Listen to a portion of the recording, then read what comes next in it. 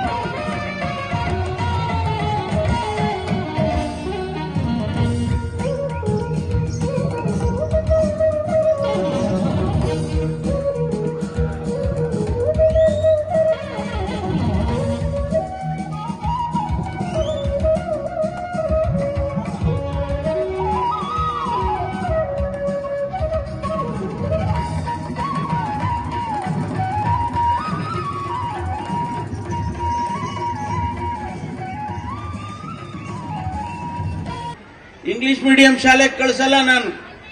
ನಾನು ಮಾಡಿರೋ ಶಾಲೆನಲ್ಲೇ ಓದ್ಬೇಕು. ನೀನು ಆ ಶಾಲೆನಲ್ಲೇ ನಾನು ಓದ್ದೆ. ಇವತ್ತು ಅಲ್ಲಿಂದ ಓದಿ ಆಸ್ಟ್ರೇಲಿಯಾಗೆ ಹೋಗಿ ಅಲ್ಲಿ ವ್ಯಾಸಂಗ ಮಾಡಿ ಬಂದು ಸಾರ್ವಜನಿಕ ಬದುಕಿಗೆ ಕಾಲಿಟ್ಟಿದ್ದೆ. 30 ವರ್ಷದ ಹಿಂದೆ ರಾಜಕಾರಣಕ್ಕೆ ಬಂದಂತ ನಾನು ಅಳಿಲ ಸೇವೆ, ನನ್ನ ಕೈಲಾದಷ್ಟು ಅಳಿಲ ಸೇವೆಯನ್ನ ಸಮಾಜಕ್ಕೆ ಮಾಡಿದ್ದೇನೆ ಅನ್ನುವಂತ ಧೈರ್ಯ ನನಗಿದೆ, ಆತ್ಮತೃಪ್ತಿ ಇದೆ. ಇವತ್ತು ರಾಜ್ಯದಲ್ಲಿ ಒಂದೊಂದು ಪಕ್ಷದ ಅಧ್ಯಕ್ಷನಾಗಿ ಕೆಲಸ ಮಾಡಿ ಸುಮಾರು 5-6 ಬಾರಿ ಸಚಿವನಾಗಿ ಕೆಲಸ ಮಾಡಿ ಅನೇಕ ಖಾತೆಗಳನ್ನ ನಡೆಸಿದ್ದೇನೆ. ನನ್ನ ಕೈಲಾದಷ್ಟು ನಾನು ಮಾಡಿದ್ದೇನೆ.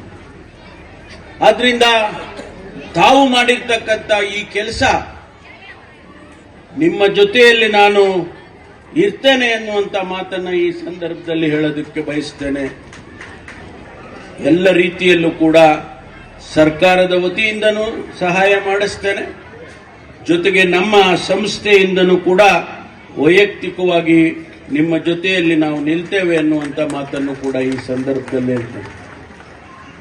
ಅದಕ್ಕೆ ಒಂದು ರೀತಿಯಲ್ಲಿ ಪ್ರಾರಂಭ ಅಂತ ಅನ್ನೋ ರೀತಿಯಲ್ಲಿ ಸಿದ್ಧಾರ್ಥ ಸಂಸ್ಥೆಯಿಂದ ಇವತ್ತು ನಾನು ತಮಗೆ 25 ಲಕ್ಷ ರೂಪಾಯಿಗಳನ್ನ ಈ ಸಂಸ್ಥೆಗೆ ಕೊಡ್ತೇನೆ ಅನ್ನುವಂತ ಮಾತನ್ನು ಕೂಡ ಈ ಸಂದರ್ಭದಲ್ಲಿ ಹೇಳಿ, ತಮಗೆ ಭಗವಂತ ಹೆಚ್ಚಿನ ಶಕ್ತಿಯನ್ನ ಕೊಡಲಿ, ಇನ್ನೂ ಹೆಚ್ಚೆಚ್ಚು ಮಕ್ಕಳಿಗೆ ತಮ್ಮ ಆಶೀರ್ವಾದ ಸಿಗಲಿ, ಜೊತೆಗೆ ನಮಗೂ ಸಿಗಲಿ. ನಮಗೂ ಸ್ವಾರ್ಥ ಅಲ್ಲ ಬುದ್ಧಿ, ನಮಗೂ ಸಿಗಲಿ ಅಂತ ಹೇಳಿ ಈ ಸಂದರ್ಭದಲ್ಲಿ ಹೇಳಿ ನಮ್ಮ ಸ್ನೇಹಿತರಲ್ಲಿ